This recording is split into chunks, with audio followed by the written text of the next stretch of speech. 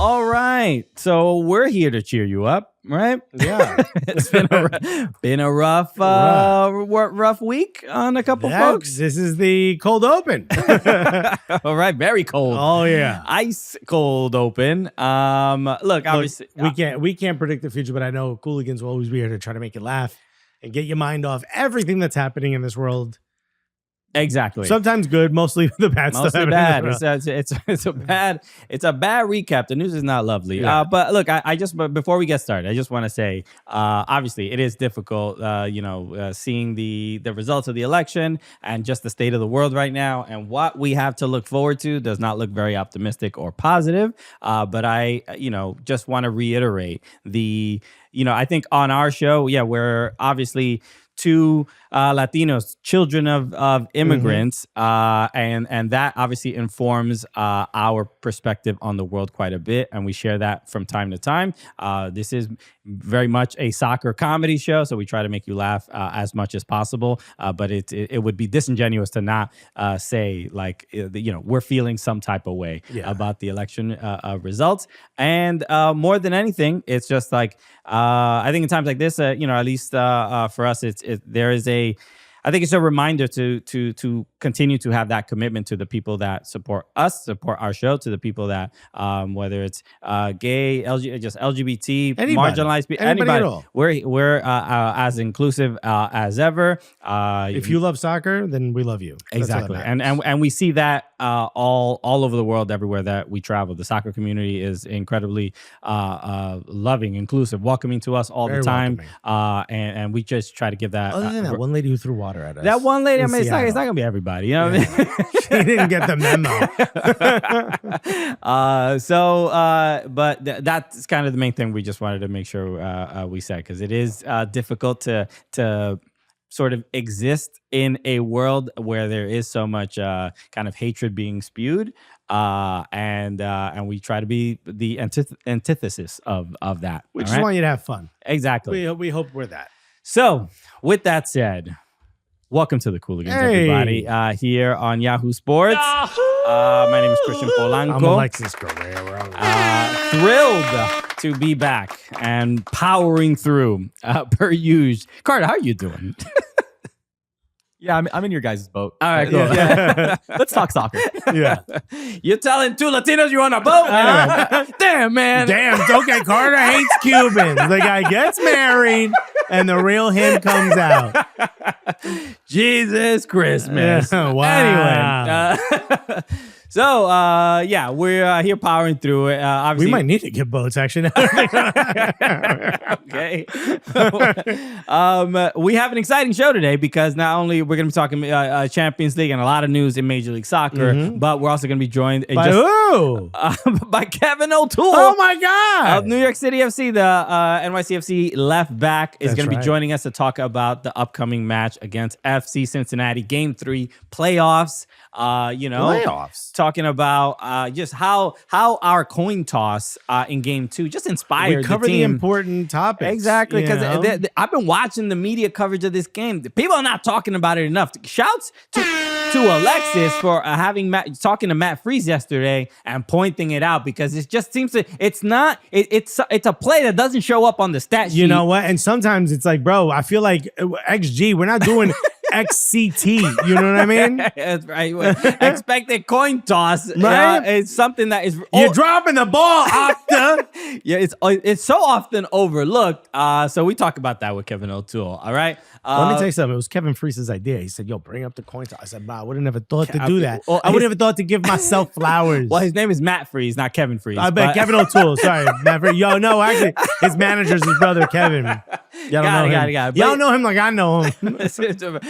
But we don't claim professionalism. No, that's never the thing. Imagine I got it right. You'd be like, "Yo, who is that?" Yo, that's an AI Alexis. Nah, I access, bro. So he'll be joining us in a little bit. Let's start with Champions League, because there were a lot of wild results, and we have to start with probably one of the craziest results that happened on Tuesday. So this was the fear, right? Match day 4. We're in the middle, right? It's 8 match days. Uh-huh. Match day 4 would be like We don't need to win this game. You know what I mean? You could drop points. You still got 4 more games. Sure. And if you guys don't know, so it's 1 through 8 go directly into the quarterfinals, right? Yeah. Round of 16. If you finish in 9 through 24, then you go to a knockoff, like a playoff, to get the winner goes into that round of 16, right?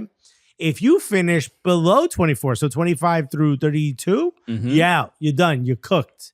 You don't even get to go to Europa, okay?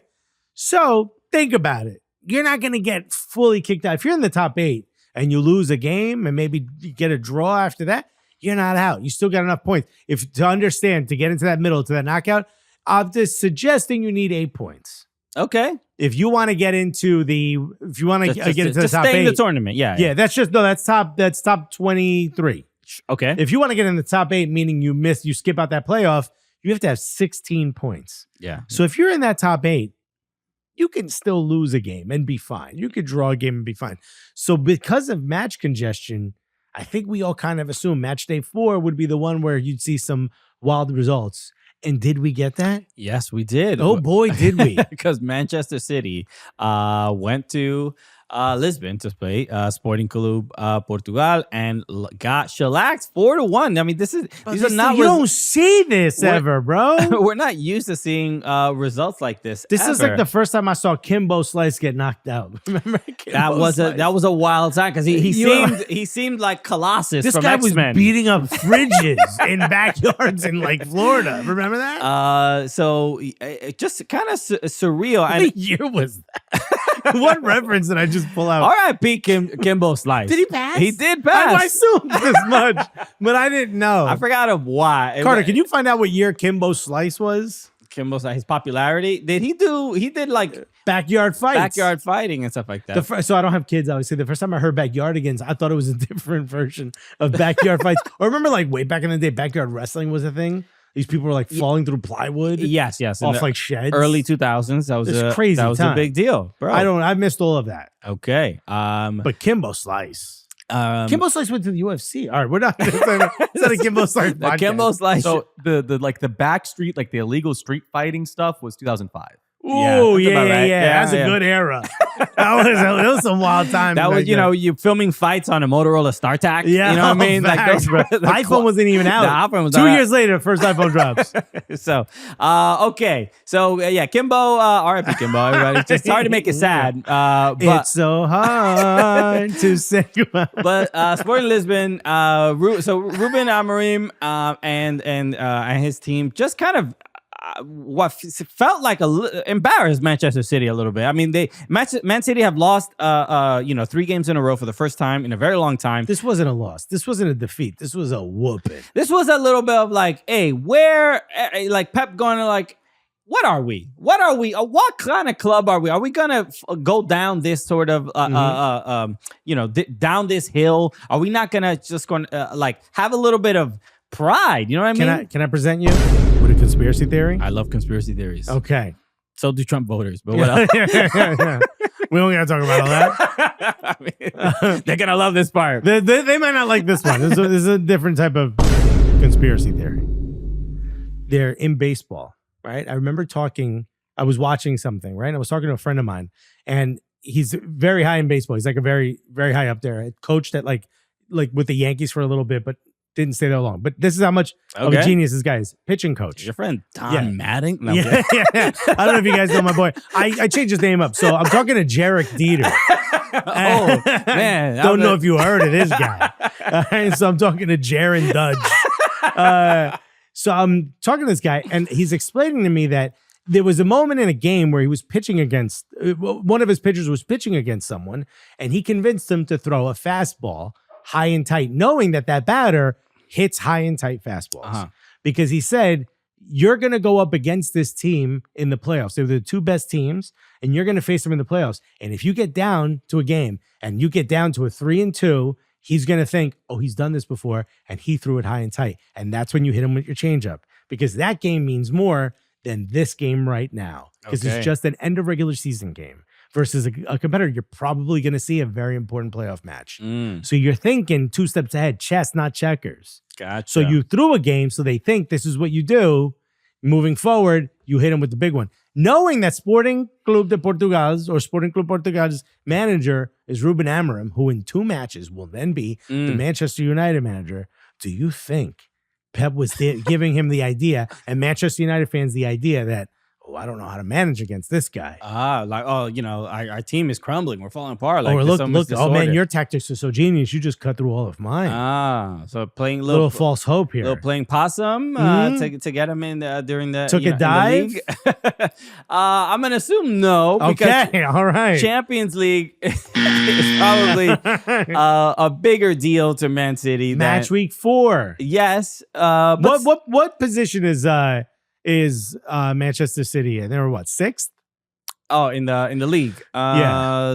Let's see. I think if you go back 1, it'll show it on the right hand side. Yeah, they are currently, where are they? All right, they're in 10th. 10th. Okay. They have a pretty easy schedule though.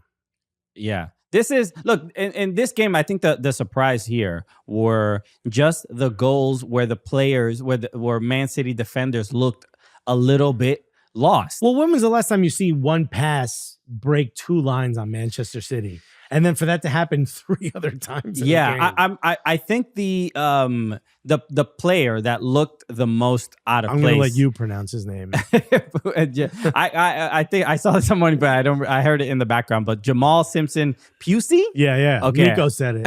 I was like, thank you. And I think it's Jamai. oh, Jamai. Yeah. Okay. I didn't see. I think I need glasses. I'm getting to the point. Anyway. But I'm over here, Christian. But he. That's Carter you're talking to. There were a couple moments after the goals where I'm assuming he's like a young player. I don't know. Yeah, he's, I think, 18.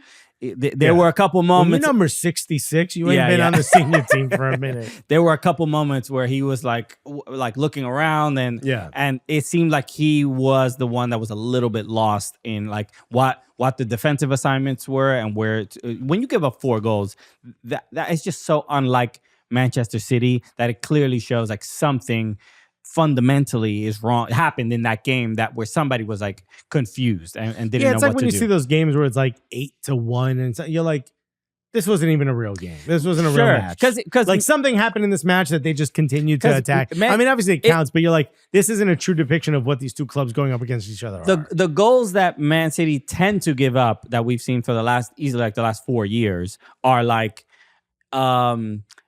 a long ball where like a Kanji or Ruben Diaz just gets sort of beat and like muscled or like a little mistake or so. But the defense, you don't see Manchester City players chasing a player for like 40 yards. When was it the 3rd goal, the 4th goal, the one that he broke through? 3. That might be both of them actually. Honestly, sure. When you see when a ball gets through two lines of defense for Manchester City, that's like, all right. I've never seen that before. It just doesn't happen. The last time I saw that was before they got money. You know what I'm talking about? When they was broke boys. Micah Richards was playing on that team. team. Facts. Micah Richards has a lot of clips of him chasing players and other kids. It's been a long time, and so that's what was such a shock, and I think it kind of begs the question of just like what's going on with leadership, with motivation, with just focus. Because I think this is a it's like what do they call that, like a red herring, like it's fake. I think this is all fake. This happens every year. But the 3 in a row? Yeah, this happens every year this time. Okay. Manchester City slips up a little bit, gives everyone else a little bit of false hope, gets us thinking, oh my God, we all have a chance at winning this title. And this is exactly what happens, that once the year turns over, that second half of the season, they just go on these runs that completely demoralize everyone, especially if you're a team that's finished second twice. That is true. But defensively, this was one of the oddest sort of performances from even the penalty that Matheus Nunes gives up. It's like, why are you getting beat like that? Yeah. It's like, you're a Man City player. Like, I understand if you get beat and whatever, somebody's gonna, this pacier players. I get it, but him holding the dude's arm like getting twisted around, and just like the relentless, like, no, don't worry, you're Don't really make me fast, look bad. you look worse. Yeah. Constantly holding and trying to pull on the dude's shirt. So a shocking. That's when you got to do the thing that like South American players do. You know, you get beat, you just pull on your shirt. Ref, he's pulling my shirt as the guy's scoring behind me. Nah, I should have blown the whistle, bro. It was a back and forth. You saw. Anyway. So yeah, surprising result to say the least. But I think Manchester United fans were going nuts. By the way, shouts to Flex. We haven't said it, but oh, that's right. Sorry, you're going through everything. Flex, you're going through, yeah, Flex dealing with some wild racial abuse after a game. Yeah, or just the callousness of spewing some really terrible racist words. Terrible. Yeah. I mean, what this is. I hope this doesn't become normalized. That's all. Well, That's why. has it over the last few years? We'll see. But credit to, and I think a couple Manchester United players reached out and posted some stuff. I've seen a post from Harry Maguire Yeah. as well. Yeah, it was nice. So good. I'm glad that people are jumping to his support. Shouts to him. Okay. Real Madrid against AC Milan. Another really, really wow result. Dude, Christian Pulisic had a great game. I don't think he didn't get an assist. Oh, he got an assist on the corner. Yeah. But even in the he had a couple key passes that led to the second goal. He absolutely balled out there. Yeah. But all of Milan did, and we talked about this on Morning Footy, but like Paulo Fonseca, they're not having a great season. Is he on the hot seat? He's on the hot seat. He's on the hot seat. You know what? When he gets to the Derby de la Madonnina, Inter versus Milan, what will happen? They beat Inter Milan, one of the best teams in Serie A, one of the best teams in Europe. They beat them, and you're like, all right. Well, that's not going to save you, though, because I don't know. You know what? You also got Champions League, and now you're going to Bernabeu. You're going to the Bernabeu, and you better, it's Real Madrid. You better at least lose with dignity. And they go in there, and they absolutely slap them down 3-1. Yeah, it was a confident win, and with fair look, they had a decent amount of possession. This is a bigger result than Sporting Club versus Manchester City. I agree, and it's you can ask the sort of same questions about Real Madrid because they get slapped in the Clásico, and then they have this result. This is they should have went to the Ballon d'Or ceremony and skipped that on this game. I mean, that would have been a better at least use of your time. Oh my god! No, but this was a game where sort of the same questions of this team. I mean, Mbappe. Seemingly, I think it's more a chemistry issue here than it is at Manchester City. Manchester City, I mean, even if you're right, it's more of like a doldrum attitude. This is an issue with chemistry. Mbappe as a 9, and shouts to Thierry Henry, who did an incredible job breaking this down. You see Jude Bellingham realizing, oh, no one's trying to break up that back line. No one's trying to get someone to create space. So I'll make that run. But if you're playing as the 10, you can't make the run past the 9 and then come back and play 10. Yeah. You have to stay in your position. You should be hoping the 9 is making that run. And Mbappe just isn't making those runs. He isn't doing the work a 9 should. So the question becomes, but I don't know if this happens to you. Like when I hear Charlie or Henri, I'm like, oh, because in my head, I'm like, well, you're Mbappe. You wouldn't be doing something that, you weren't told not to do. You know what I mean? Yeah. Of course, you're going to listen to Ancelotti. I'd listen to Ancelotti. So he must say, in my head, I'm thinking he must be telling, Jude Bellingham to make those runs. And when Henri's saying, no, he's looking over and realizing Mbappe's not doing it, so I got to do it. I'm like, well, that's wild disrespectful. Why would you not make these runs? Sure. Disrespectful of Mbappe. Of Mbappe. Yeah. Or just maybe he doesn't understand how to play the 9 at that level of what's needed. I agree. And this clearly isn't how he's comfortable. So should you keep it that way, knowing Vinicius Jr., the 1A to Rodri in the Ballon d'Or? It's because Bellingham, for the most part, he has a much more free playing role, and he's sort of allowed to make those runs, and that's that. But his thing is supposed to be late run into the box. Yes. Not first guy to break the back line. Which is maybe there's some miscommunication with him and Mbappe. But the fact that the team goes from winning Champions League last year, and it did feel like, you bring in Mbappe, and now they're just kind of adding another ridiculous infinity stone to this team. And is it one too many? I don't even know if it's one too many. It is just obvious Mbappe probably is not right for that position. He wants to be where Vinicius is playing, but Vinicius is the better winger. That's it. I think it's difficult for him to adjust. When you think about Karim Benzema, just had a comment about him. I don't have it in front of me, but basically saying like Mbappe's not a 9, and he doesn't fulfill that role. He's a fast. If he was in the role that Vinicius is in now, I think he would be thriving. I think he would do. Of course he would. The great. problem is the guy that he waited 2 years to replace became arguably the best player in the world, if not one of the best players in the world.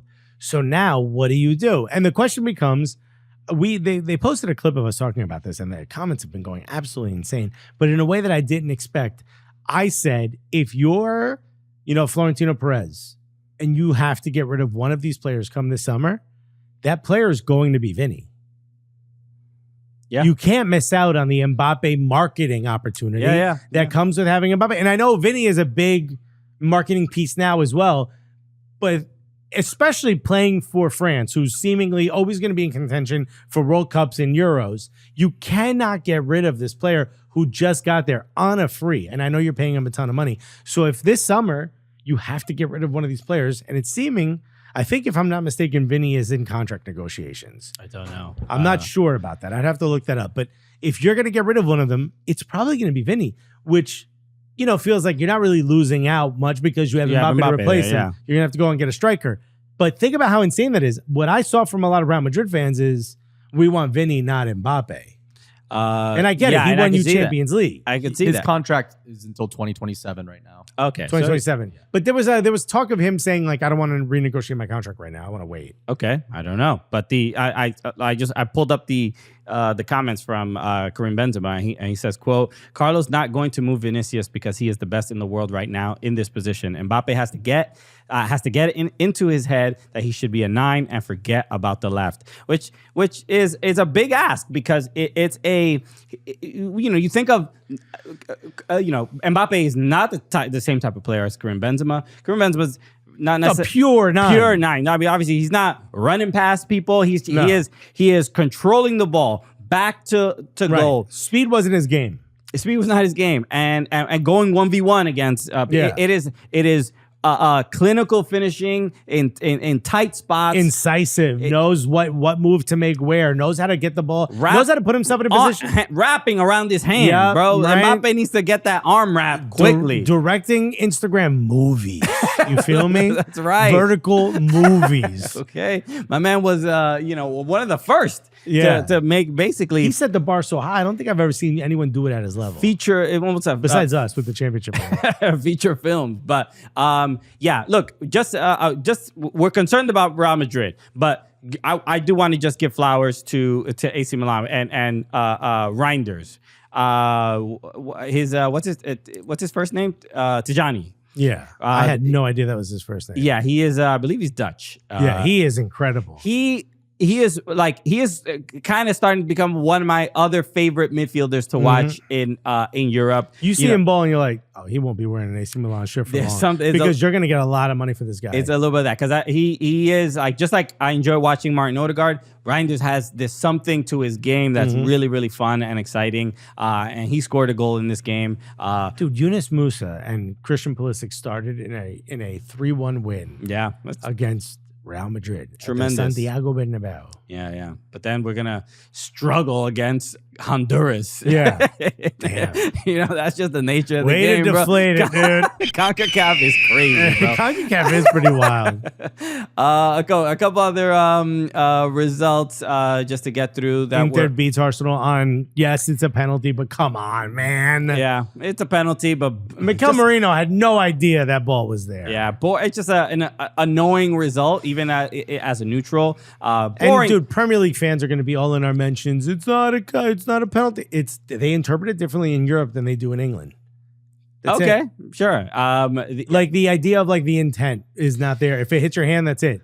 I think they're a little bit kinder about it or more lenient. I think I think when they take into consideration your intent. Did you purposely put your hand up to block it? I mean, look, his hand is up, but I think they're a little bit more lenient. Let's say if it hit Marino's leg and then his own arm, then they would be like, okay, he tried to clear it and his hand was But it's going towards goal off the other player. It was a shot. It was a shot, Yeah. and your hand is in the way. And I get What are it. you gonna like, do? It's not a yellow. Yeah. but it is. Maybe Arsenal could be a little bit more creative in the midfield. I don't know. Maybe at the top of the box in those half spaces where Martin Odegaard normally roams. They didn't have anything. Odegaard. It was nice to see Odegaard back though. Yeah, it was nice. To see that. but- Declan Rice apparently his foot's so swollen he can't get a boot on. Wow. What, like foot or ankle? What happened to him? I'm assuming it was ankle. Okay. Damn, bro. Can't get a boot on. You can't wear your Timbs out. Damn, That sorry. He sucks. needs to wear. He needs to put the Timbs on out. There's only one big enough. Looking like early Fat Joe days. Liverpool beats Bayer Leverkusen. No, beats the brakes off of Bayer Leverkusen. But all the goals came in the second half, which is surprising. Well, but that's when look. Arne Slot likes to make adjustments at the half. That first half was boring. That could have been an email. That first half did not need to happen, bro. We could have been like, yo, let's just walk in the second half. but hat trick for Luis Diaz. Yeah, Lucho's first hat trick in his career. Yeah, I mean, the last goal, you saw it, the no look into the net. I'm like, all right, bro, Kick got sauce. you having a good time out there. And then Celtic defeats RB Leipzig. The shocking thing here is Leipzig has not won a game. They're in 24th or 25 place. which is already like, bro, you're yeah. You're Remember when you were competing? Remember when everyone said you were title contenders in Bundesliga? Kind of crazy. What happened? It's just all the French teams, bro. Yeah. Look at the standings in Champions League. Bro, it's who's in first? Liverpool, then Sporting Club. Look right there on the right. Yeah, You put it up switch there. down. Yeah. Monaco, Brest are all up there. Look at you. Breast on top. You know how it Damn, let's go. is. Okay. You know what? If you haven't, you got to see them. You got to see them. They're exciting. But yeah, this is I mean, we'll take a quick look at the table before we bring on Kevin O'Toole. But yeah, this is look, I think Sporting Lisbon being there in second is. Could you imagine how much you would stop me if I told you I'm putting $100 down that Sporting Lisbon's going to be in second place by the end of match week 4? Aston Villa lose their game. Who they play? Club Brugge. Club Brugge. In a humiliating way, in the error, Emi Martinez passes it outside of the 6-yard box to Tyrone Mings, and Mings for some reason picks the ball up. Yeah, and resets it and passes it back to. And Emi Martinez realized he made a mistake, but tried to play it off for him. He was like, "What? What are you talking about?" He was like, "Whistle." I'm like, this is illegal now. Picking up a ball. And I watched it back like 4 times. I'm like, there must be a moment somewhere where there was some confusion or whatever. The ball's in play. There's a player running at him. There's another player Club inside Brugge in the box. Yeah. And Mings for some reason picks up the ball. Arsenal did that last year, but no one was in the box against Bayern. Remember that? Yes. Yeah. So this one felt a little. And I saw Christina Uncle talking about this on Golasso show, and she essentially said like the one against Arsenal made sense for it to not be a penalty because they weren't like under attack. Exactly, but this one was just so deliberate and just a loss of concentration. I can't even really make sense of it. I don't think it was deliberate. I honestly don't think he knew. No, I don't. He don't knew. It just, but it just the circumstances mean that's it. It's a penalty. Yeah, and then they end up losing the game 1-0. So kind of wild. The first goal they've given up in Europe. Isn't that crazy? And also, that was Club Brugge's first win against English competition in 14 matches. Good for them. Congrats, Club Brugge. So I know the Villa fans. We got to go to a Club Brugge game, bro. It's also, Nico on Golasso, he always pronounces it correctly. And I'm like, I'm starting to get self-conscious because the movie In Bruges is one of my favorite. Well, it wouldn't have been as good if it was in Bruja. In Bruja is like, okay. Is that where the term for witch came from in Spanish, Bruja? It's possible. Damn. Well. In Bruja is a very different film. All right, let's move on and let's get to our interview with Kevin O'Toole. We're all excited about that MLS Game 3 playoff match between New York City FC and FC Cincinnati happening at TQL this Saturday. So let's talk to Kevin. Let's talk to Kevin O'Toole about it. So here we go. Here's our conversation with Kevin O'Toole right after this break. I mean, when we say amazing guests, this is what we're talking about. Okay. And also, I'm very timely. I'm very, there's a big game coming up. It's almost as if we planned, which we never do. Which it shows a lot of growth on our part. Hey, good job. Good job, buddy. But we are joined by the left back of New York City FC. Obviously, we were at the game game 2 against FC Cincinnati. We're coworkers, right? Because we were part of the win. We all made contributions on the field to help the team win. I was like, to the showers, boys. I know the game's about to start. I'm like, oh, I did what I came here to do. No, but I'm absolutely thrilled to be joined by Kevin O'Toole of New York City FC. Kevin, what's up, brother? How's it going, guys? Thanks for having me. This is exciting times. This is exciting. I mean, obviously, a big game coming up, an elimination game, game 3 against FC Cincinnati. You just got done with training. How's the team spirit out there? Or how are we feeling? Because I'm excited. I'm nervous, just as a fan. But how are you doing? Yeah, everyone's really excited here too. I think it's been a good week of training. It's obviously an opponent now that we've played 5 times this season.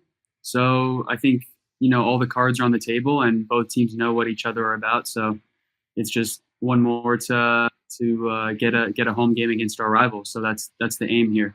That was like, I'm gonna ask, because this is like a weird setup with a 3-game series, right? You're essentially walking into a single game elimination, right? Because it's not aggregate. The previous matches don't matter. It got you to game 3, but you guys have played each other 4 or 5 times in the last month. At this point, is there anything you can learn from tape? Is there anything like, how does it feel walking into knowing you're about to do a single game elimination against an opponent that you know very well and knows you very well?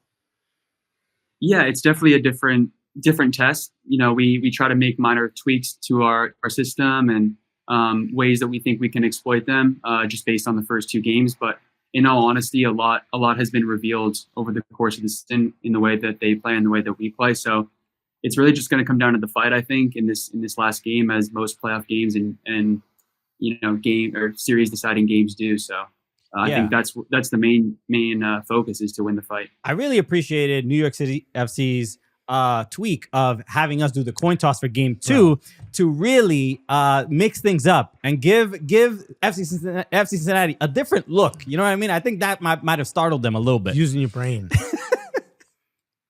Sorry, I lost you guys for the beginning of that part. Could you repeat? Oh, good. I said that I appreciated New York City FC's tweak in having us do the coin toss for game 2. I think it really mixed things up and gave FC Cincinnati something different to work with. Yeah, I don't think they were expecting you guys out there, so I think that's fair. And we might need you in Cincinnati as well. Okay, we're willing to fly out. We're available. We'll be flown out. Flew out. Just on the team plane. Happy to do that. I'm like, there's not enough shrimp on this plane.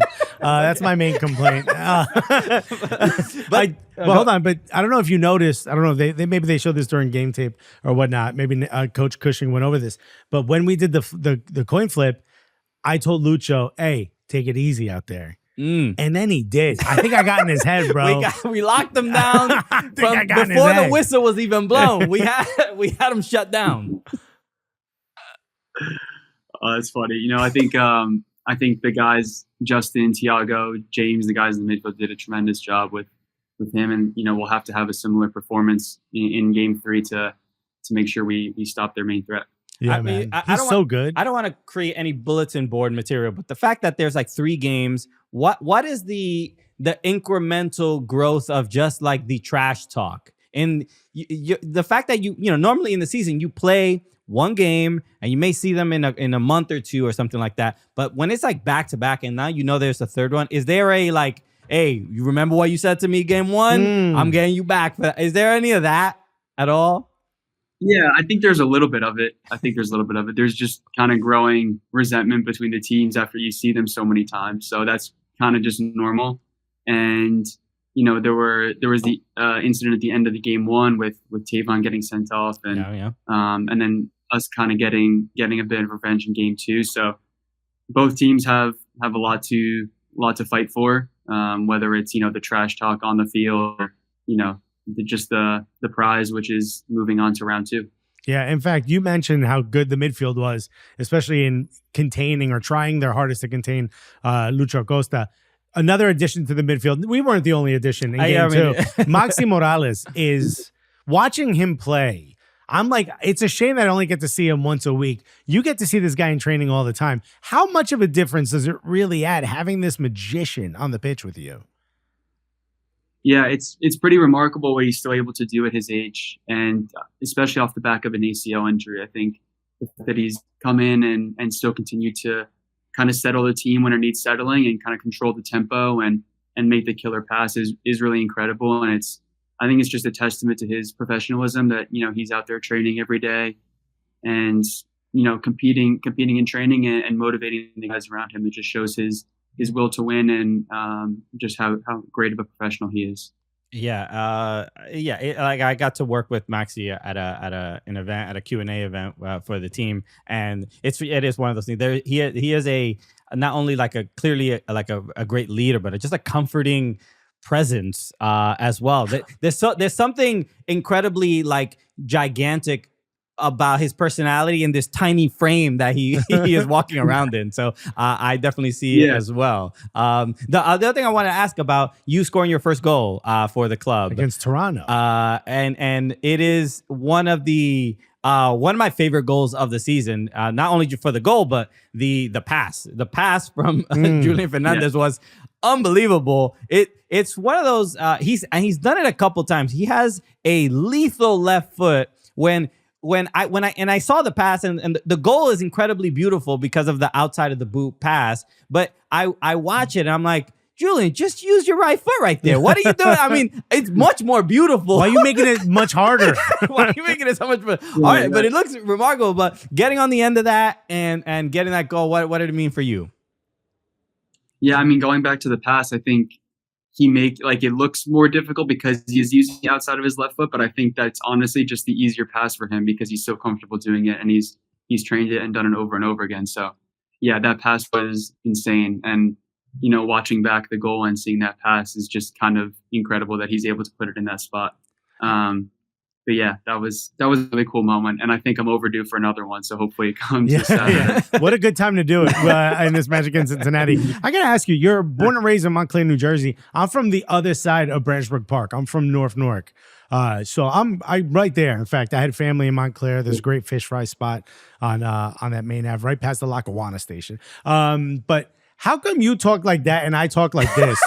You went to Princeton, bro. Did Princeton get that out of you? How is it that you sound like that and I sound like this when we grew up a 5-minute drive from each other?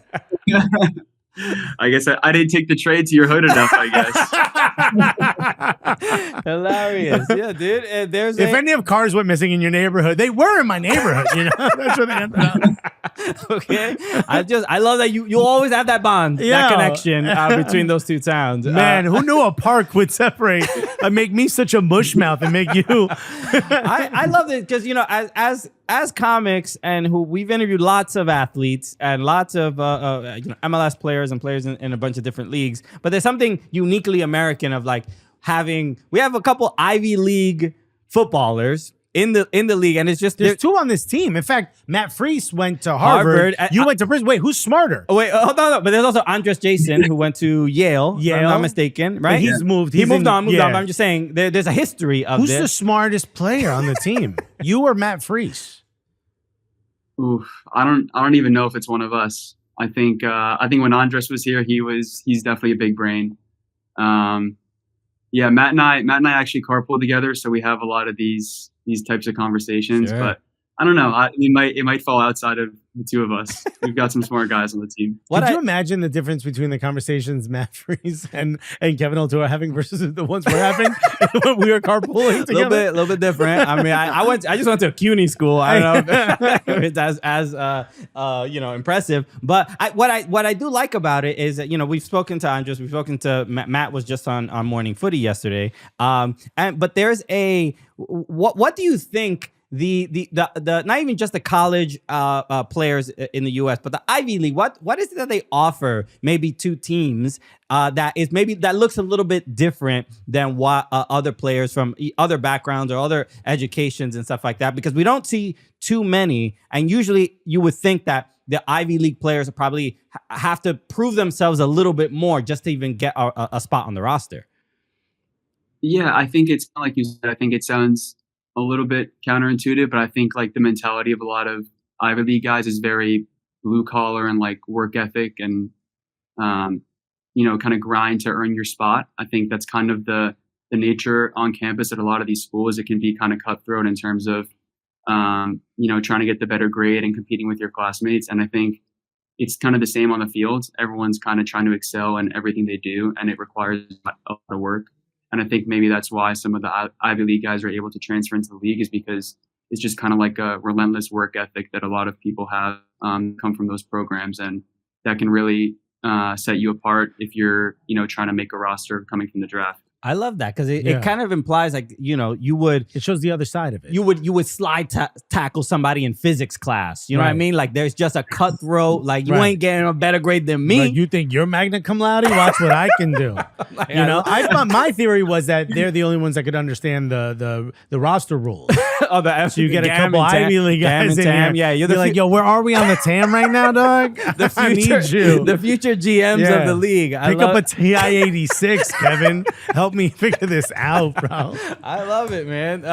Kevin, so obviously Saturday, a big game to look forward to, and you sort of we teased it a little bit. It is the I guess, is it on your mind at all, or on the players' minds, that if we win this game, we are hosting a derby playoff match? Like how it feels, as a fan, I'm like, it's difficult for me to not get ahead of myself and just think about getting this one game. But it is in the air of like what even the next prize could be. It could be just another huge game to set us make a mark on this city as well. Yeah, 100%. I think I'd be lying if I didn't say it was extra motivation. I think it is for a lot of the guys, and that's, really driving us in training this week. And it's just serving as a great piece of motivation to kind of light the fire even more for this game Saturday. Obviously, you can never have too much motivation in a playoff game, and I think having the culmination of a Game 3 win be a Hudson River derby at home would be incredible. So yeah, I think that's kind of lighting everyone's fire right now. Awesome. I know you're busy, right? It's your playoffs and you're probably training and working hard. But we have one very important question. Is it Taylor ham or is it pork roll? For me, it's Taylor ham.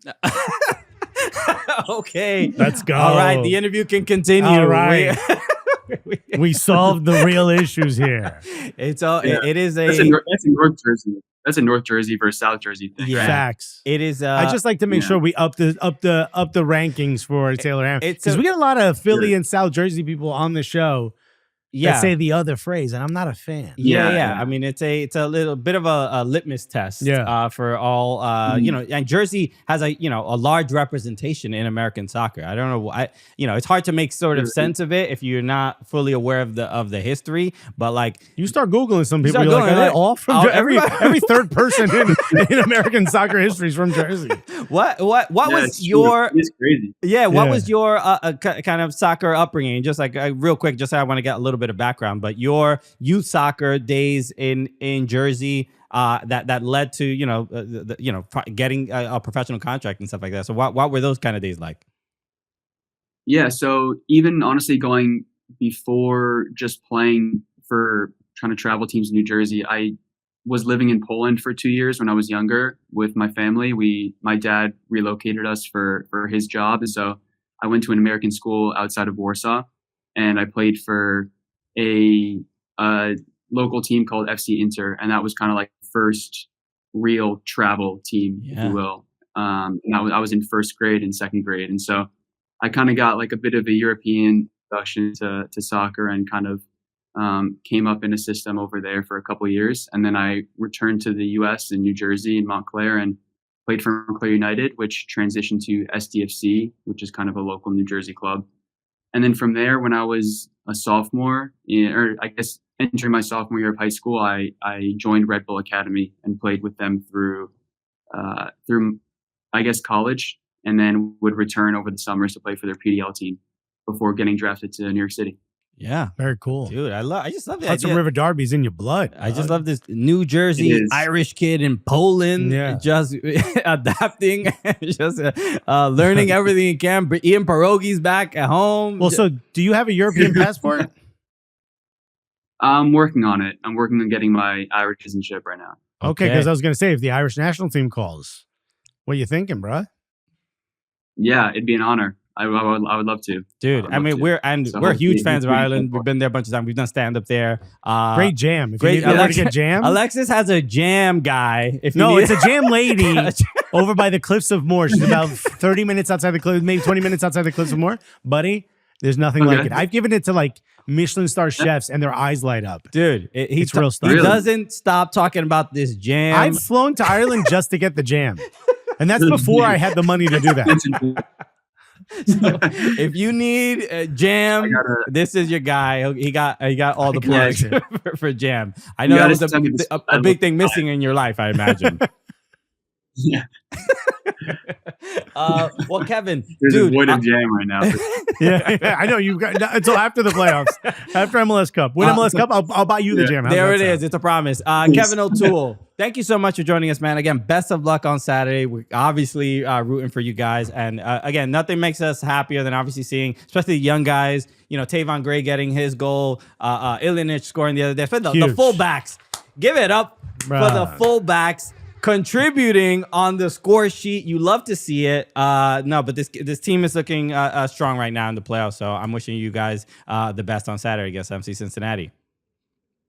Awesome. Yeah. Thank you guys so much. It was a lot of fun being here. So let's do it again soon. Absolutely, anytime. You're welcome back anytime. Gotta come in studio next. Yeah, you're welcome. We're in the city. Come through anytime, man. Sure. You know what? We'll do it at the family's house in Montclair. How about that? Fine, Kevin. We'll do it at the O'Toole's. If you insist. Jeez, you're twisting an arm here.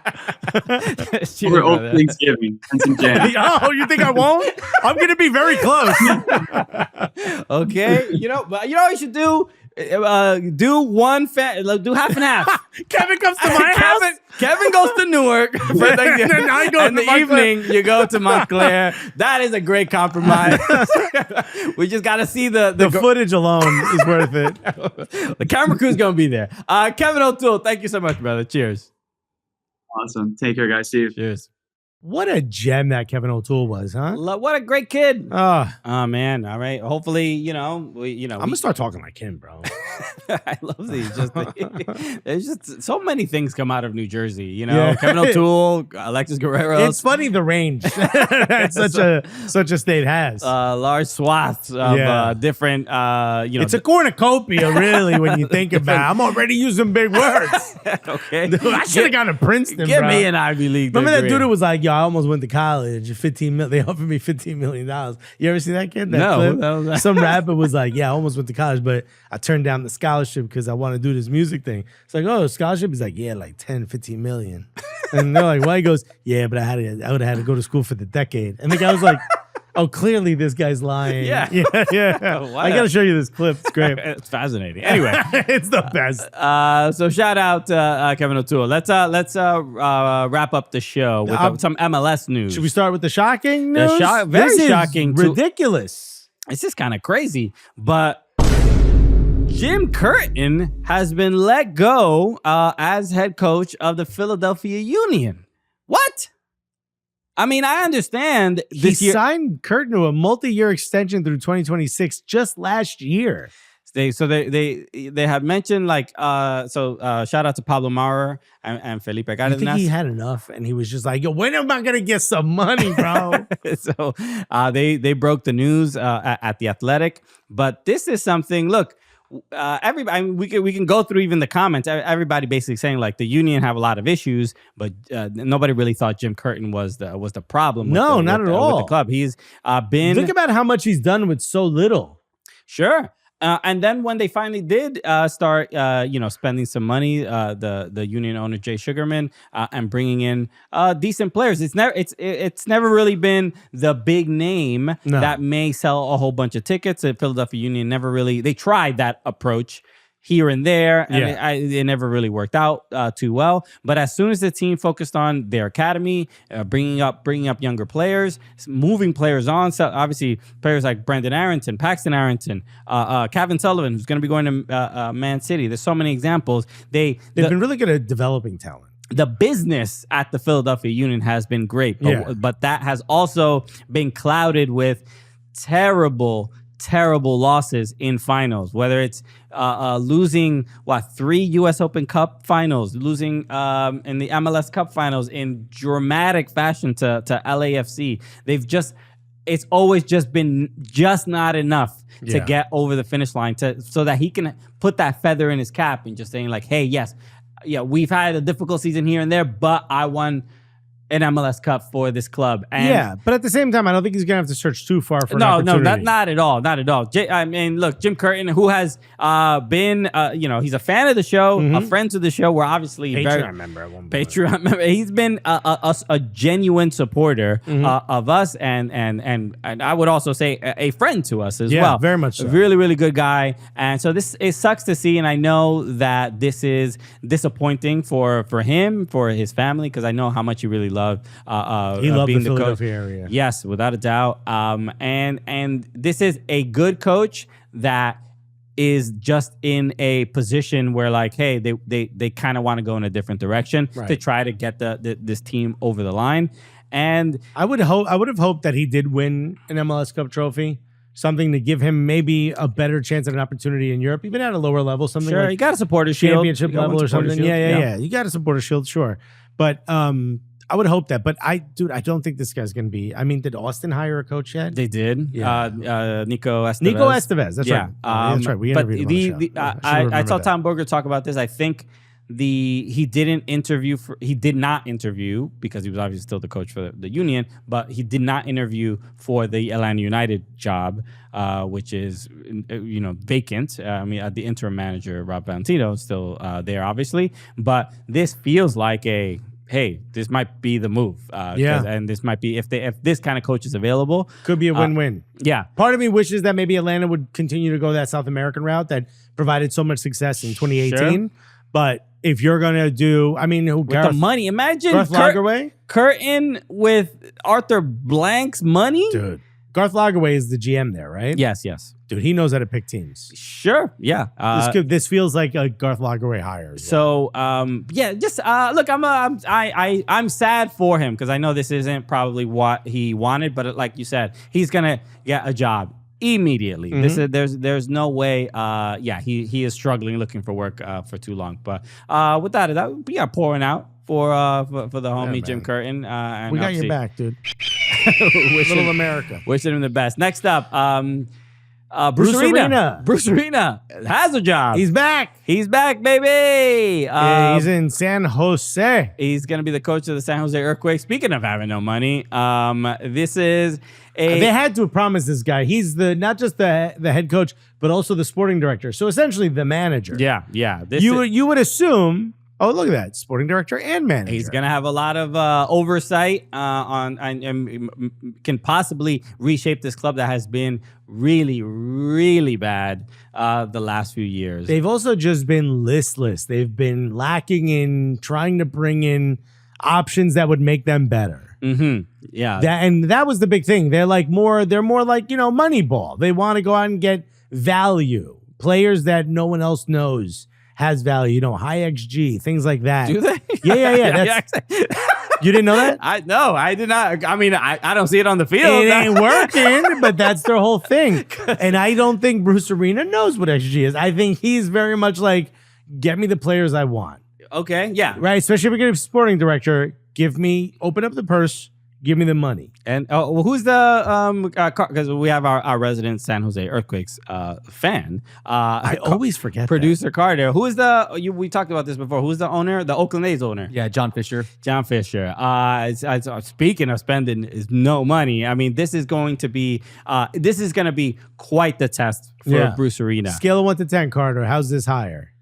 My mind is telling me if Matias but my body, is telling me. What's your body telling you? My mind's telling me if Matias Almeida couldn't make it work, Bruce Arena's not gonna be able to make it work. Yeah. But my heart it's the Steve Carell meme. Like, there's no doubt about it. I'm ready to get hurt again. Like, my heart is like, yes, this is gonna work out somehow. I don't know. If you guys don't know, Carter is a San Jose Earthquakes Tottenham Hotspur fan. What a combo. Brutal. Jets? I'm assuming Jets. This is He's a Washington Senators fan. Is that the Washington Generals? Who's the team that plays the Harlem Globetrotters? Yeah, the Generals. Yeah, the Generals.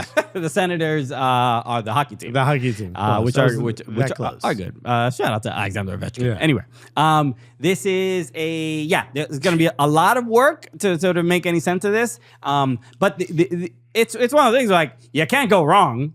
It's been. No, you mean you can't do worse? You can't do worse. Yeah, because it can't go wrong. It can't go. It can't be any worse. I mean, I think that the one thing that is still a little weird is that we don't exactly know why Bruce Arena was let go from the Revolution, and that weirdness around it. There was a little tidbit that was dropped in the Tom Bogert interview we had on Morning Footy, where he said he assured them that it was just jokes during a meeting. So I guess we get a little bit more of a window into what happened, but nothing's ever been really confirmed. Gotcha. He read off a Tony Hinchcliffe joke. Oh boy. Like, hey buddy, that's he's like, you ever hear about the it's a bar and these guys walk in, one is A and they're like, all right, Bruce. Bruce, we don't do those anymore. No, we stopped them for a reason. So that's kind of that was my only thing, but obviously wish them the best. I know we have a couple of Earthquakes fans that listen to the show, and hasn't been great. 80% of the Earthquakes fan base. And then last thing, Houston Dynamo saying no to Hector himself, Hector Herrera, my man, was just spitting on, glazing on it. Damn, you can't do that. He was just priming the pump, yeah. But his contract is not picked up. His option is not picked up, and he's 34 years old, oft injured. Made the team better for sure. Yeah, he brought a certain level of confidence to that midfield. And Houston, they win the U.S. Open Cup, and there clearly was a positive brought to the team, but the injuries and his age, and then also there's a little bit of they brought him into you're the Mexican guy is gonna sell a whole bunch of tickets. Yeah, and that wasn't always the case. There were a couple, Dynamo have, for the last couple of years, it's been very difficult to fill that stadium. But there are a couple moments, with the new ownership group and James Harden being involved, there was a little bit kind of excitement, and some of the games were a little bit more well attended. But I don't think, I think Ache they brought him in to really sell those tickets, and it obviously also improved the team, but I don't think it was enough. So I wonder what direction they're going forward, but because I think they're in a strong spot, and Ben Olsen did a really good thing and turned around this team. Without a doubt. So I think they have a lot to look forward to. I wonder who they bring in next. All right, let's wrap up here, everybody. Thank you again for tuning in. We appreciate it. Shout out again to New York City FC and Kevin O'Toole for joining us on the show. And everybody, just that's it. Stay positive. The work doesn't end. Be kind. That's it. Yeah. We got hug someone you love.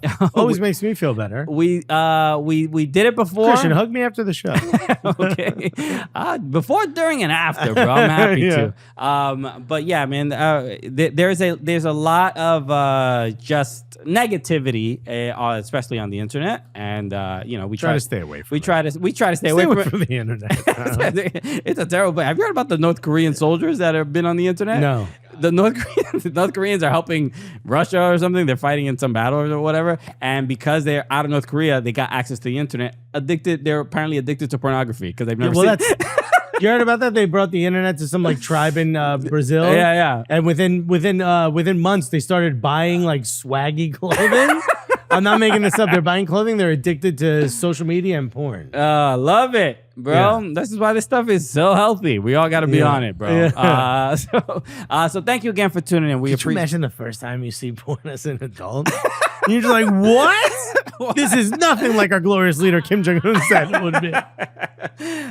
Y'all the absolute best. We'll see you. What's today? Thursday. We'll see you on Monday. And talking obviously MLS playoffs and of the games of the weekend. Thank you again. Hit subscribe. Subscribe to the podcast. Subscribe on YouTube, and we'll see you next week, everybody. Peace. Love you guys.